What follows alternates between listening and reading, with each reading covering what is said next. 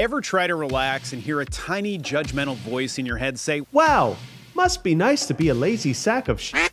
congratulations, you've been brainwashed by hustle culture. And I have too. But here's the thing, doing nothing is actually a secret weapon for your brain. And today, we're gonna talk about why lying on your couch might just make you a genius, or at least be more fun to be around.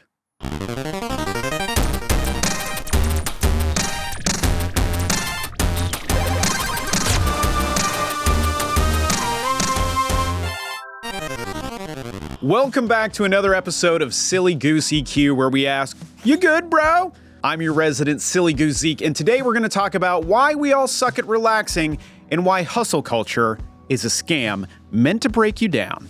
There's a lot to unpack there, but let's start with the evil that is hustle culture and how it's influenced multiple generations of both workers and entrepreneurs. For those of you who have somehow avoided this concept for the last 12 to 15 years, congratulations! You probably have a healthy work-life balance. Hustle culture is popularized by people like Gary Vaynerchuk and folks from the entrepreneur space / manosphere. Hustle culture has convinced us that if you're not working 24/7, you're basically failing at life. Everyone has a 9 to 5, but what's your 5 to 9? I don't know. Joy? We glorify exhaustion like it's a badge of honor, and we all know a guy who brags about only sleeping 4 hours a night, right? Yeah, he's not a productivity hero. He's a human houseplant slowly dying from lack of sunlight.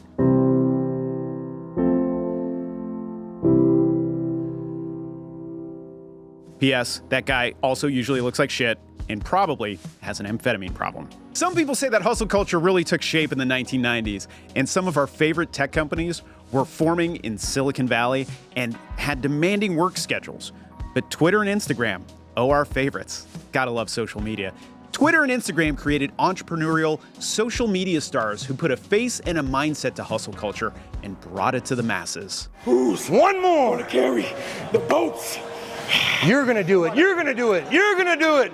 I think it started much earlier than that with the Industrial Revolution, where the idea of long hours and dedication as a path to riches began to take shape. In fact, hustle culture and that grind set were drilled into American workers for years. Just ask the silent generation or your boomer parents. Hey Barb, was that part of your experience? Oh, yeah. Yeah, just grind, Otherwise you were grind until you... lazy. My dad literally used to say, keep that nose to the grindstone.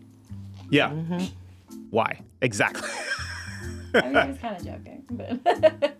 He wasn't. Oh, good old Thomas Jefferson with his genius is only 1% inspiration and 99% perspiration quote. Fuck that guy. Add in the rise of Wall Street during the greed is good 1980s and Reaganomics. Boo! Which essentially said anyone could achieve success through hard work and dedication. Woo! Yeah, you can climb that corporate ladder to financial success if you're white and a man and have an Ivy League education and had a great social network and were willing to exploit others and then bend the law. And then you too can climb that corporate ladder to financial success. Woohoo! Woo! Yeah, that's the American dream, right, everybody? In a nutshell, you must work hard to achieve success. And if you don't, it's your own damn fault for not working hard enough. By the way, can we just take a second to appreciate this J6 look that I have going on right now? I don't know, I was going through a thing and living in the mountains for about 3 months, so in a couple episodes it'll go away. What's a J6? January 6th. Oh. Storming the Capitol. This shit resonates with me and gives me chills because I fully bought into this. And it also made me incredibly unhappy. Just so you know, you can only grind so long, player, before you burn yourself out. You just might need a break. And by you, I mean me. And here's the deal. Science. Yes, actual science, not just some random article your weird racist uncle posted on Facebook about vaccines, actually shows that rest is good for your brain. And if you've ever snapped at someone for breathing too loud, or forgot where you put your phone while you were holding it, or like had a full-blown existential midlife crisis because you forgot to respond to an email, that was your brain screaming for a break. Not that I've done any of these things myself, but let me apologize to the following people real quick.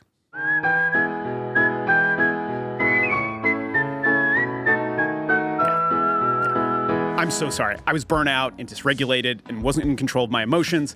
And I was probably hungry, angry, lonely, tired. And therapy has been like a super big help again. And again, I'm super sorry. I'm already doing better. Okay, but here's the deal. I don't believe we as humans are meant to be this productive. And scientists and social scientists agree. Noted technologist Tristan Harris has described our current interface of society, of humanity and technology, as having Paleolithic emotions, medieval institutions, and godlike technological powers. Simply put, technology has evolved too quickly for our primitive brains and systems to catch up. And for some of us, this puts us in a semi-permanent state of anxiety or depression as we chase that next hit of dopamine. Let's talk about the productivity worth fallacy and why it's bunk.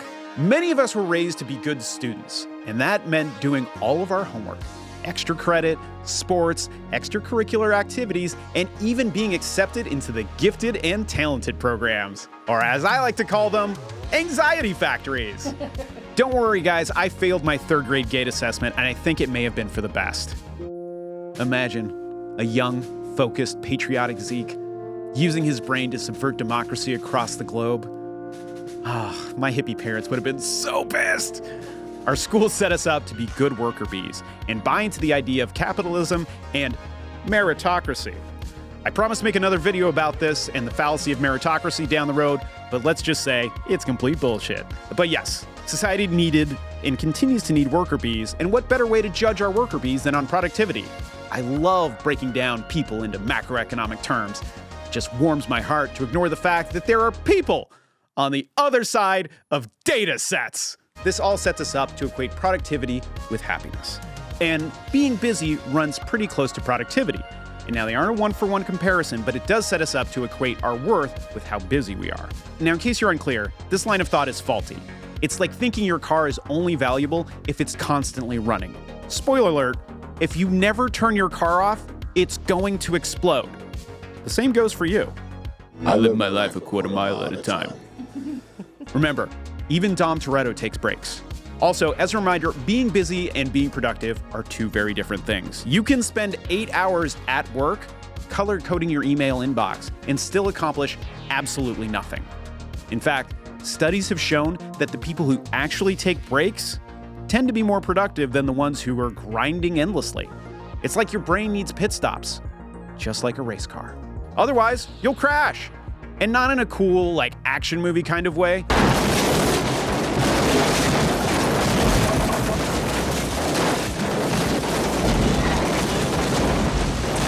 My experience with this is I spent the majority of my 20s and 30s thinking that my only value was my work ethic.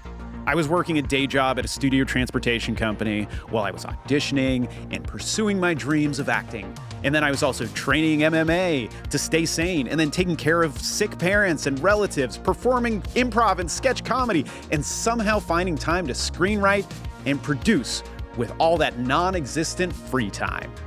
A lot of people admired my work ethic, but they didn't admire my lack of self-care, or my lack of vacations, or literally anything else.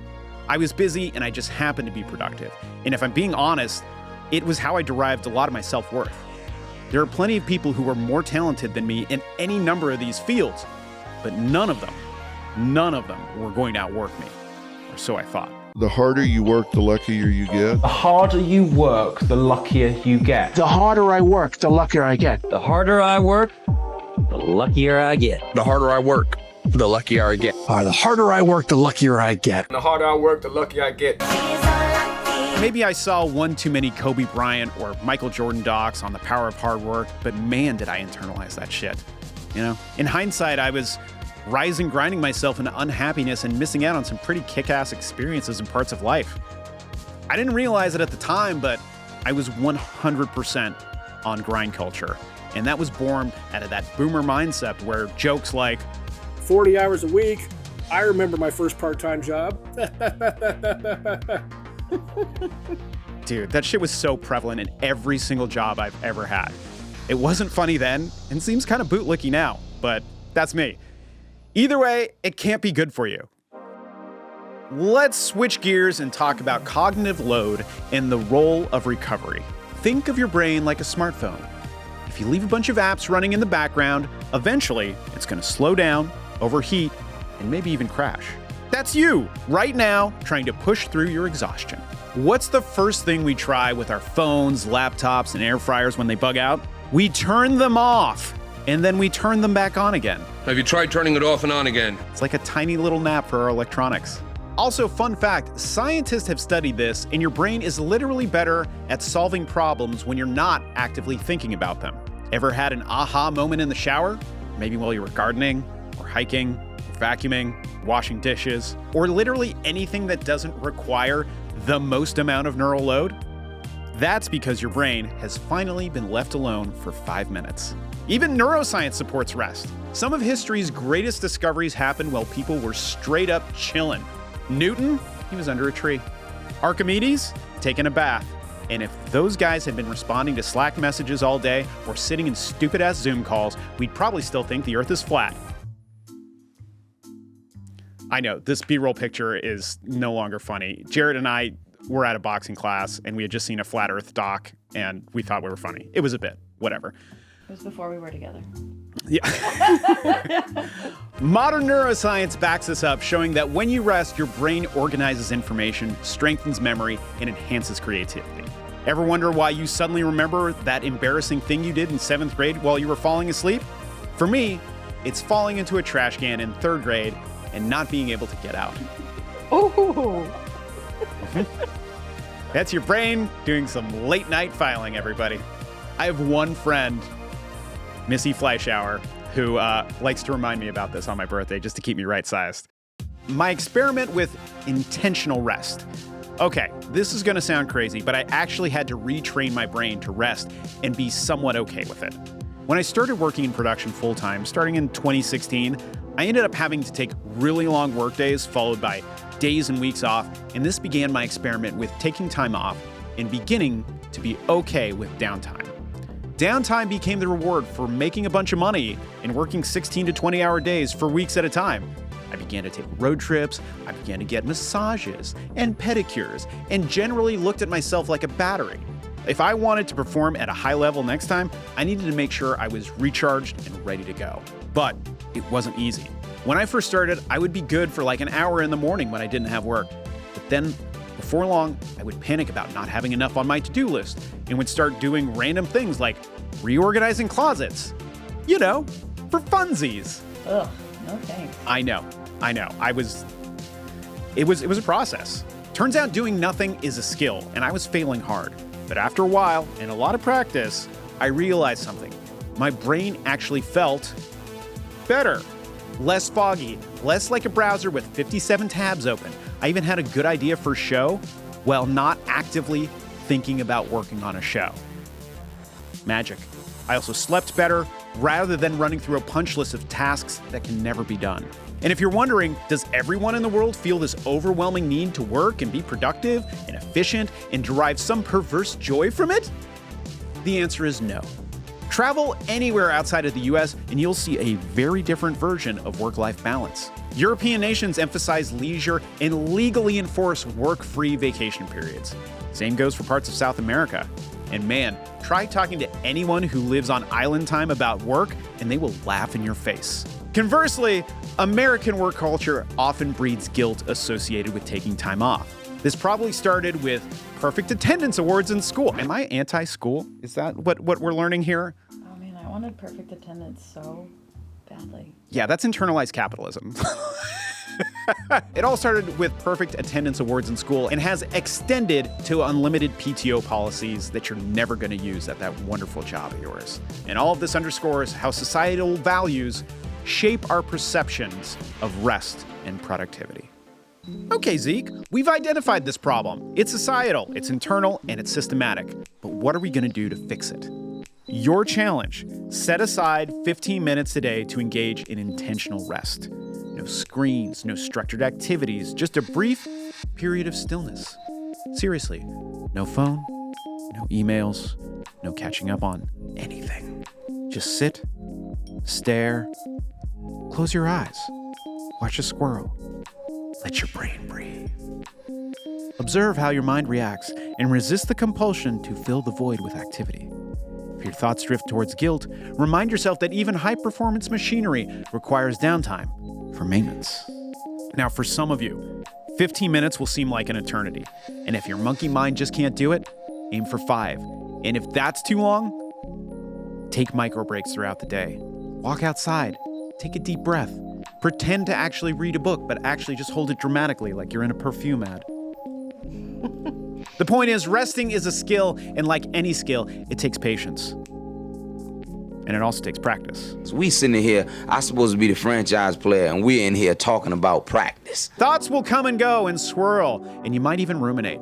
And all of this is very okay. But at the risk of sounding woo, not that kind of woo. You could even call this a form of meditation. And I promise, dipping your toe into the healing waters of Lake Meditation will not turn you into a vegan, linen-wearing, polyamorous, ponytailed cult member. Yeah, no, there's nothing wrong with any of those things. But, you know, this is all about allowing yourself space to take care of yourself. But if you do end up in a meditation sex cult with like Sheila and Osho, that's on you. But seriously, meditation is one of those things like going to 12-step meetings where I'm like, while I'm there and doing it, I'm like, I feel great. But when I'm not, oh, how quickly do I forget how great I felt. And I revert back to old habits.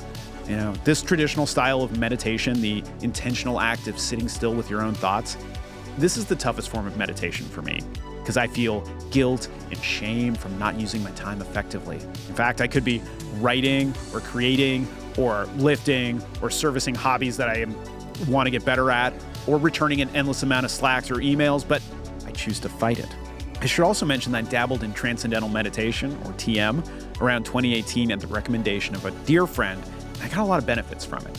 I felt more connected with my thoughts and my work. I felt like I was somehow also connected with the spirit of the universe, if you believe in that sort of thing. And for me, I kind of felt like this Venn diagram of God's will and my will became more aligned, and it was aligned more often than it wasn't. And it became a daily habit for me. But I'm not sure why I stopped, but knowing me, it probably came to prioritizing all my other commitments over any form of self-care. During the pandemic, I made great use of the Headspace app, but again, dropped it like a bad habit the minute I had something better to do or had something connected to a paycheck. So we're starting to see a pattern here. Yeah, putting self-care at the bottom when it should be a little bit higher. Speaking for myself here. Lately, my gym has been offering contrast therapy, saunas and cold plunges, and I've been using the sauna as a form of meditation. 15 minutes at 210 degrees with nothing but your own thoughts. It's not as easy as you might think. I'm new to the practice, so I'll report back, about the mental benefits of intentionally subjecting myself to something that is hard and not having the distractions of phones or external stimuli. Maybe this will be my reintroduction to a daily meditation practice, a daily, bro-centric meditation practice. Here's a picture of Wim Hof. Yeah. Final takeaway, resting isn't lazy. It's science-backed brain fuel. And deliberate rest is not synonymous with laziness. It is scientifically validated and a necessity. In fact, it is often connected to sustainability. In my other life as a creative executive, I'm constantly reminding other creators that all of this, is a multi-day marathon and not a sprint. And we must treat our process like it. And maybe if I say it enough to other people, I just might take my own advice. Maybe. As a reminder, I too am a work in progress. If you like this video, be sure to share it with someone who might also need a break. And of course, be sure to like, comment, and subscribe for more life advice with a healthy side of humor, or at least an attempt at it. Comment below with your experiences attempting intentional rest. And remember, rest is not indulgent. It's a strategy for showing up for the best version of yourself. I'm Zeke Rodriguez-Thomas, reminding you to take your mental health seriously, but to not take yourself too seriously. Be a silly goose. It's more fun that way. See you next time.